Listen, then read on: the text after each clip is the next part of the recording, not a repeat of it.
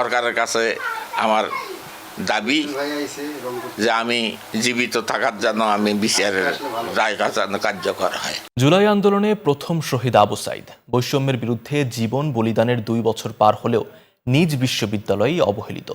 তার স্মৃতি সংরক্ষণে তরুণ জাদুঘর নির্মাণ সহ বেগম রোকেয়া বিশ্ববিদ্যালয়ের নেয়া প্রায় 1090 কোটি টাকার নানা প্রকল্প এখন কাগজে কলমে সীমাবদ্ধ। এতে চরম ক্ষোভ ও হতাশার প্রকাশ পরিবার ও সহযোদ্ধাদের। এদিকে প্রকল্পগুলো দ্রুত বাস্তবায়ন করার আশ্বাস কর্তৃপক্ষের। রেজাউল করিম মানিকের প্রতিবেদনে থাকছে বিস্তারিত। 2024 সালের 16 জুলাই বেগম রোকেয়া বিশ্ববিদ্যালয়ের 1 নম্বর ফটকে দুহাত তুলে বুক চেতিয়ে ঘাতকের বুলেট আলিঙ্গন করার দৃশ্য এখনো সবার মানসপটে ভাস্বর। সেদিন পুলিশের গুলিতে শহীদ হন আবু সাইদ। তার মৃত্যুর ভিডিও সামাজিক যোগাযোগ মাধ্যমে ব্যাপক আলোড়ন সৃষ্টি করে। তার আত্মত্যাগ জুলাইয়ের আন্দোলনকে দিয়েছিল নতুন আকাঙ্ক্ষা। ঘটনার 2 বছর পার হলেও জুলাইয়ের এই নায়ক নিজ বিশ্ববিদ্যালয়ে যেন অবহেলিত। তার স্মৃতি রক্ষায় বেরবিতে স্মৃতিস্তম্ভ, টুইন মেমোরিয়াল, জাদুঘর, আবু সাইদ গেট করার ঘোষণা দেওয়া হলেও তা যেন কাগজে কলমেই সীমাবদ্ধ। এমনকি পড়ে রয়েছে 1090 কোটি টাকার একটি উন্নয়ন প্রকল্পের ভিত্তিপ্রস্তর।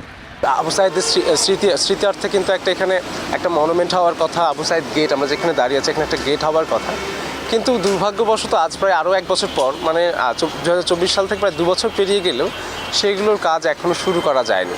প্রকল্পের বাজেট পাশ করা সময় সাপেক্ষ বলছেন বিশ্ববিদ্যালয়ের উপাচার্য। তবে দ্রুত স্থাপনাগুলোর নির্মাণ কাজ শুরুর আশ্বাস তার।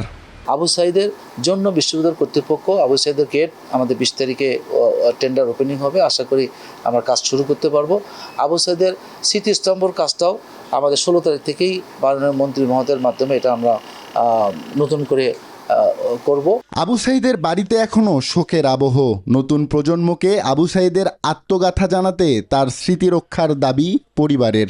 সরকারের কাছে আমার দাবি যে আমি জীবিত থাকার জন্য আমি বিচারের রায় কার্যকর হয়। তার নামে যে স্মৃতিস্তম্ভ বা জাদুঘর এগুলো আমরা এখনো দেখতে পাইনি। আবু সাইদ হত্যা মামলার পলাতক আসামিদের দ্রুত গ্রেপ্তার করে রায় কার্যকর করার দাবি জানান পরিবার ও সহযোদ্ধারা। Desk report, news 24।